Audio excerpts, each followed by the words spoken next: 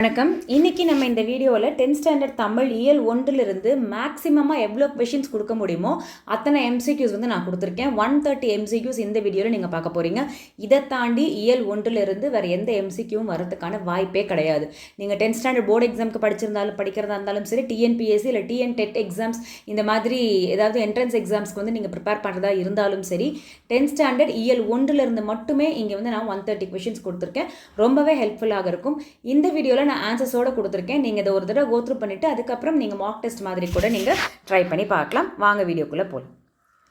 அன்னை மொழியே அழகார்ந்த செந்தமிழை என்று பாடியவர் பாவலரேறு பெருஞ்சித்திரனார். பாவலரேறு பெருஞ்சித்திரனாரின் இயற்பெயர் புதிய நூலின்படி, அதாவது பழைய நூலில் துரை மாணிக்கம் அப்படின்னு கொடுத்துருந்தாங்க. ஸோ புதிய நூலின்படி துரை ராசமாணிக்கம். இதுக்கப்புறம் நீங்கள் எங்கே கேட்டாலும் துரை ராசமாணிக்கம் தான் எழுதணும். அன்னை மொழியே கவிதை எந்நூலில் இடம்பெற்றுள்ளது. நமக்கு கொடுத்துருக்கக்கூடிய பாடப்பகுதி கனிச்சாறு அப்படிங்கிறதுலேருந்து தொகுதி 1லிருந்து எடுத்திருக்காங்க. பெருஞ்சித்திரனார் தமிழுணர்வை உலகெங்கும் பரப்ப பயன்படுத்திய இதழ்கள் தென்மொழி, தமிழ்ச்சிட்டு. தமிழுக்கு கருவூலமாய் அமைந்த பெருஞ்சித்திரனாரின் நூல் எது? திருக்குறள், மெய்ப்பொருளுரை. சாகும்போது தமிழ் படித்து சாக வேண்டும் என்றன் சாம்பலும் தமிழ் மணந்து வேக வேண்டும் என்று பாடியவர் க. சச்சிதானந்தன். மண்ணுஞ்சிலம்பே மணிமேகலை வடிவே. இவ்வடிகளில் இடம்பெற்றுள்ள காப்பியங்கள் சிலப்பதிகாரம், மணிமேகலை. தென்னன் மகளே திருக்குறளின் மாண்புகளே. இதில் தென்னன் என்பது யாரை குறிக்கிறது? தென்னன் என்பது பாண்டிய மன்னனை குறிக்கிறது. முன்னைக்கும் முன்னை முகிழ்ந்த நறுங்கனியே. இதில் முகிழ்ந்த என்பதன் பொருள் என்ன? முகிழ்ந்த அப்படின்னா தோன்றிய என்றது பொருள். என் தமிழ்னா என்பதை பிரித்தால் எவ்வாறு வரும்? எம் கூட்டல் தமிழ் கூட்டல் நா என்று பிரித்தெழுத வேண்டும். பெருஞ்சித்திரனார் எழுதிய நூல்களுள் பொருந்தாதது எது? இங்கே ஒரு 4 நூல்கள் கொடுத்துருக்காங்க. அதில் அவர் எழுதிய நூலில் எது இடம் பெறாது அப்படின்னு பார்த்தா குயில் பாட்டு. ஏன்னா உலகியல் 100, பாவிய கொத்து, நூறாசிரியம் இது எல்லாமே அவர் எழுதிய நூல்கள் தான். இதை எப்படி ஞாபகம் வச்சுக்கணும் அப்படின்னு சொல்லிட்டு நம்ம வீடியோவும் ஷார்ட்ஸும் போட்டிருக்கோம்.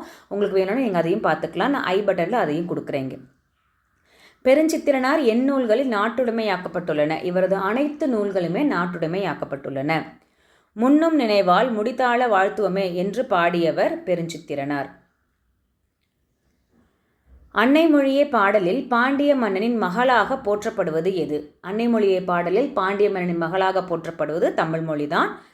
ஸோ தமிழ் மொழி நீங்கள் எழுதணும். வண்டானது செந்தாமரை தேனை குடித்து சிறகசைத்து பாடுவது போல் தமிழர்கள் எதனை சுவைத்து முழங்குகிறார்கள்? செந்தமிழின் பெருமையை சுவைத்து முழங்குகிறார்கள். நாடும் மொழியும் நமதிரு கண்கள் என்று பாடியவர் மகாகவி பாரதியார். கால வெள்ளத்தில் கரைந்து போன மொழிகளுக்கிடையில் நீந்தி தன்னை நிலைநிறுத்தி கொண்டுள்ளது எது? தமிழ் மொழி தான் தன்னை நிலைநிறுத்தி கொண்டுள்ளது. தமிழ் சொல்வளம் என்னும் கட்டுரையின் ஆசிரியர் தேவநேய பாவனார். தேவநேய பாவனரின் சிறப்பு பெயர் மொழி ஞாயிறு. தமிழ்நாட்டில் விளையும் சம்பா நெல்லுக்கு எத்தனை உள்வகைகள் உள்ளன? 60 உள்வகைகள் உள்ளன. பின்வருவனவற்றுள் சம்பா நெல் வகைகளில் பொருந்தாதது எது? குறுங்கோதுமை. இது உங்களுக்கு ஈஸியாக இருக்கும். ஆப்ஷன்லேயே கோதுமைன்னு வரனால எழுதிடலாம் குறுங்கோதுமை. அது இல்லாமல் ஆவிரம்பூ சம்பா, சீரக சம்பா, ஆனைக்கொம்பன் சம்பா எல்லாமே சம்பா நெல் வகைகளின் ஒன்று. தாவரங்களின் அடிப்பகுதியை குறிக்கும் சொற்களுள் தாள் என்பது எதனை குறிக்கும்? தாள் எந்த தாவரத்திற்கான அடிப்பகுதியாக வருது? நெல் மற்றும் கேழ்வரகு இதனுடைய அடிப்பகுதியை தான் தாள் என்று சொல்கிறோம். கீரை, வாழை முதலியவற்றின் அடிப்பகுதியை தண்டு என்று அழைக்கிறோம். நெட்டி, மிளகாய் செடி ஆகியவற்றின் அடிப்பகுதி கோல் எனப்படும். குத்துச்செடி, புதர் ஆகியவற்றின் அடிப்பகுதி தூறு என்கிறோம். கரும்பின் அடிப்பகுதி எவ்வாறு அழைக்கப்படும்? கழி என்று அழைக்கப்படும். மூங்கிலின் அடிப்பகுதி எவ்வாறு அழைக்கப்படும்? கழை என்று அழைக்கப்படும். புலி, வேம்பு ஆகியவற்றின் அடிப்பகுதி அடி என்று சொல்லப்படும். அதுபோல் அடிமரத்தினின்று பிரியும் மாபெரும் கிளை கவை. கவையினின்று பிரியும் பிரிவு பெயர் கொம்பு அல்லது கொப்பு.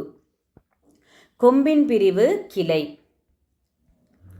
இங்கே கொம்பு அல்லது கொப்பு, கப்பு இல்லை சாரி, கொம்பு அல்லது கொப்பு என்று சொல்லப்படும். கொம்பின் பிரிவு கிளை, கிளையின் பிரிவு சினை, சினையின் பிரிவு போத்து, போத்தின் பிரிவு குச்சி, குச்சியின் பிரிவு இனுக்கு. இதை நம்ம ஷார்ட்ஸ்லேயே பார்த்துருப்போம். சுட்டி ஒரு பிக்சரோட நான் எக்ஸ்பிளைன் பண்ணியிருப்பேன். உங்களுக்கு அது வேணும்னா ஈஸியாக இருக்கும் ஞாபகம் வச்சுக்கிறதுக்கு. அதையும் நீங்கள் பார்க்கலாம். காய்ந்த இலையை குறிக்கும் சொல் சருகு.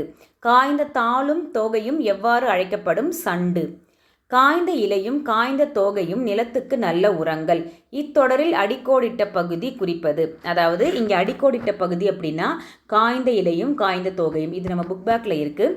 இந்த பகுதி வந்து எதை குறிக்குது அப்படின்னு கேட்டிருக்காங்க. சருகும் சண்டியும் குறிப்பது தான் இந்த காய்ந்த இலையும் காய்ந்த தோகையும்.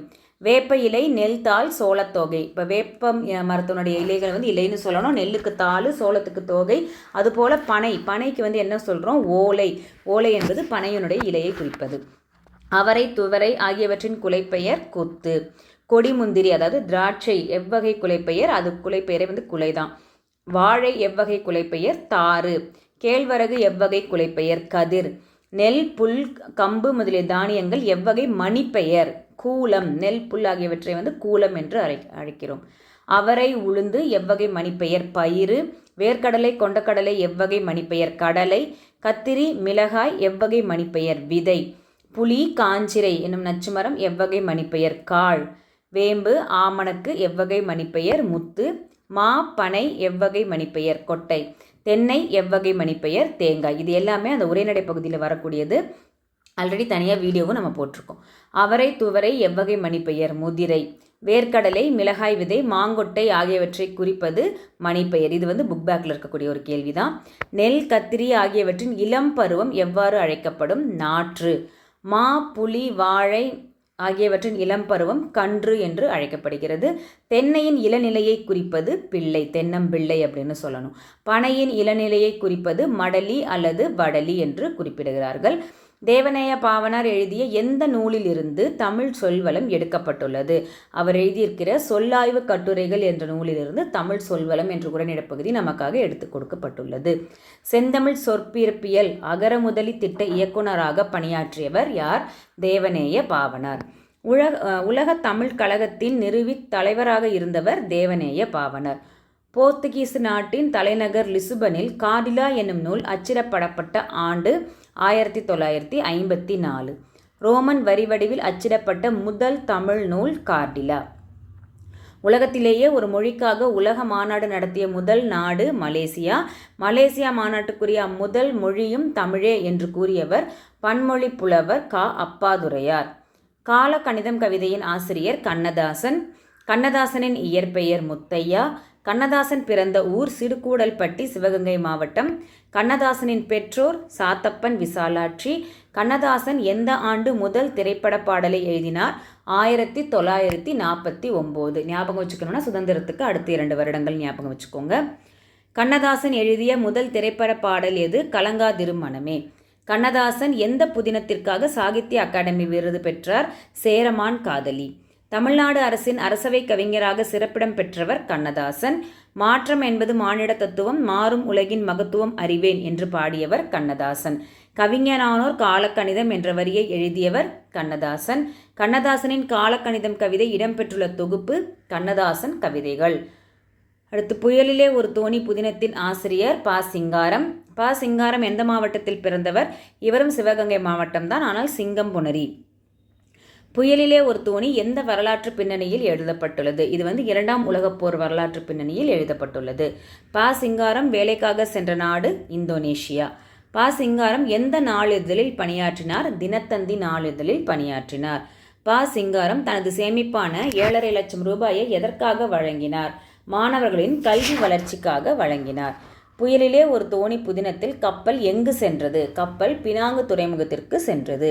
கடலில் வீசிய புயலின் சீற்றத்தை எந்த அத்தியாயத்தில் ப. சிங்காரம் விவரிக்கிறார்? கடல் கூத்து என்ற அத்தியாயத்தில் விவரிக்கிறார். கப்பித்தான் என்பதன் பொருள் என்ன? தலைமை மாலுமி, அதாவது கேப்டன் அப்படின்னு சொல்லுவோம் இல்லையா, அதுதான் கப்பித்தான். தொங்கான் என்பதின் பொருள் என்ன? பாய்மர கப்பல். பாய்மர கப்பலின் பெயர் தான் தொங்கான். அவுளியா மீன் என்பது எதனை குறிக்கும்? கடற்பசு. அதை தான் வந்து அவுளியா மீன் அப்படின்னு சொல்கிறோம். தொங்கான் மாலுமிகள் எந்த நாட்டை சேர்ந்தவர்கள்? சீனர்கள் மற்றும் மலாயர்கள். வாழையும் கமுகும் தாழ்குலை தெங்கும் என தொடங்கும் சிலப்பதிகார பாடல் எந்த ஊரை குறிப்பிடுகிறது? சிறுமலை, திண்டுக்கல் மாவட்டம். இது அடுத்தது வந்து இலக்கணம். ஒரு எழுத்து தனித்தோ பல எழுத்துக்கள் சேர்ந்தோ பொருள் தரும் வகையில் அமைவது சொல்.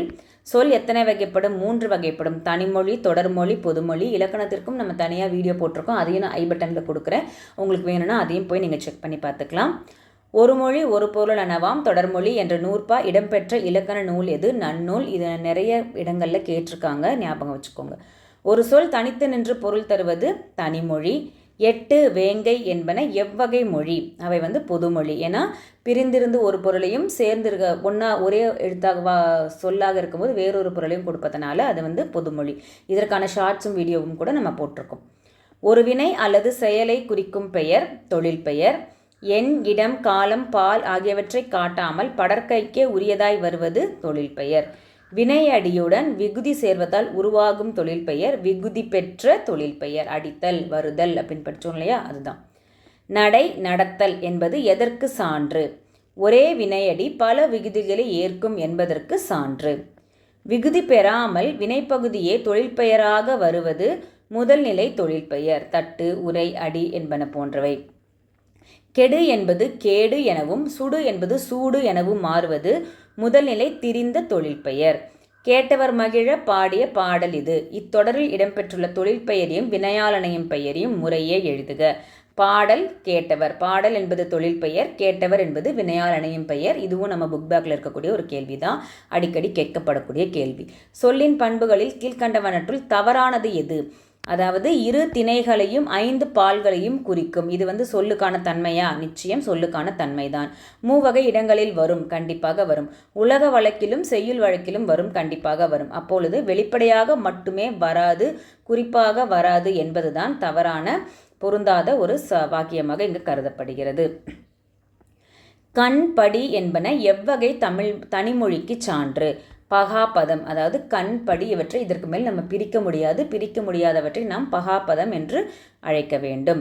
கண்ணன் படித்தான், கண்ணன் தனியா படித்தான் தனியா, ஓகேவா? 2 வேற வேற வேர்டு. கண்ணன் படித்தான் என்பன எவ்வகை தனிமொழிக்கு சான்று? பகுபதம், அதாவது பிரிக்கக்கூடியது.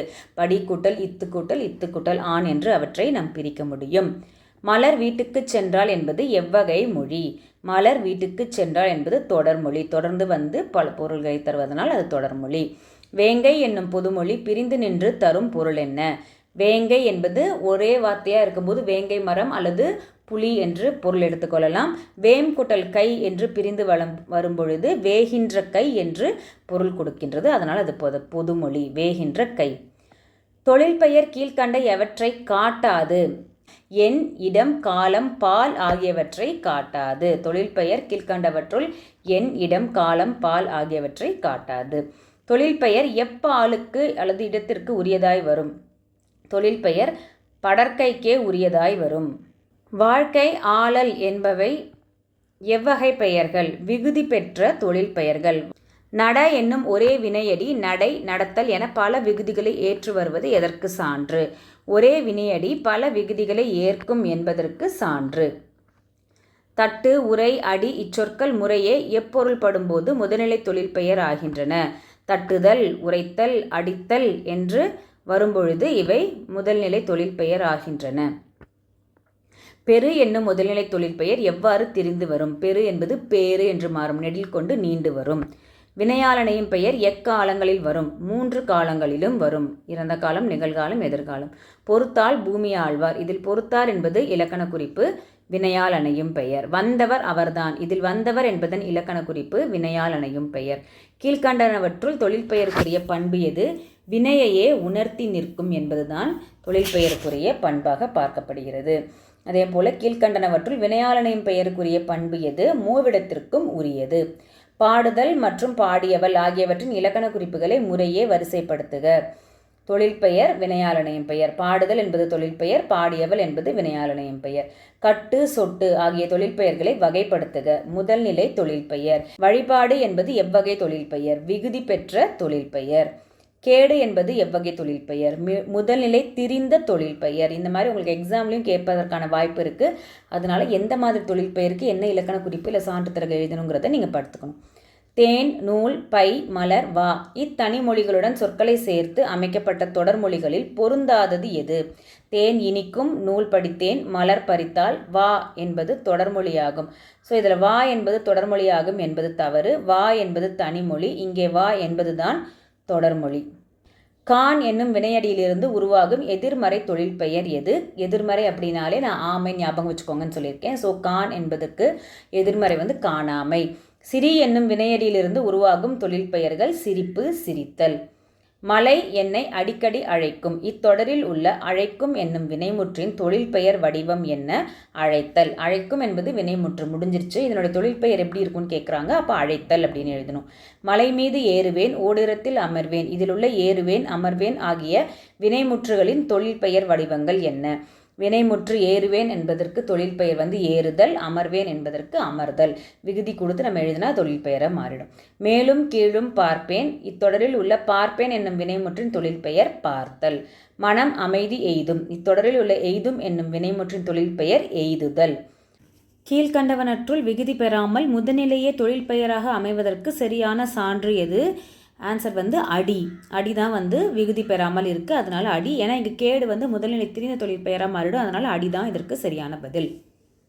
படி, தடு ஆகிய வினையடிகளை விகுதிகளுடன் இணைத்து உருவாக்கப்படும் சரியான தொழிற்பெயர்கள் எவை? படித்தல், படிப்பு, தடுத்தல், தடுப்பு. இதுவும் நம்ம புக் பேக்கில் கொடுத்துருக்கிற ஒரு கொஷின் தான். காலக்கணிதம் கவிதையில் இடம்பெற்ற சரியான தொடர் எது? இகழான தொடர் இகழ்ந்தால் என் மனம் இறந்து விடாது என்பது தான். ஸோ இது கூட நம்ம வந்து ஒரு 130 கொஷின்ஸ் வந்து நம்ம பார்த்துருக்கோம் இதோட. இதை தாண்டி உங்களுக்கு வந்து 1 மார்க்ஸ் MCQs வந்து இயல் 1லேருந்து வருவதற்கு எந்த வாய்ப்புமே கிடையாது. மேக்ஸிமம் எல்லாமே ஃபுல்லாக கவர் பண்ணியாச்சு. ஸோ TNPSC, TNTET இல்லை 10th போர்டு எந்த எக்ஸாமுக்கு நீங்கள் ப்ரிப்பேர் பண்ணாலுமே உங்களுக்கு இது வந்து ரொம்ப ஹெல்ப்ஃபுல்லாக இருக்கும். நீங்கள் இதை கம்ப்ளீட்டாக படிச்சுட்டா இயல் 1ல் வந்து கம்ப்ளீட்டாக நீங்கள் ஃபுல் மார்க்ஸ் ஸ்கோர் பண்ணிடலாம். எப்படி கேட்டாலும் எழுத முடியும்.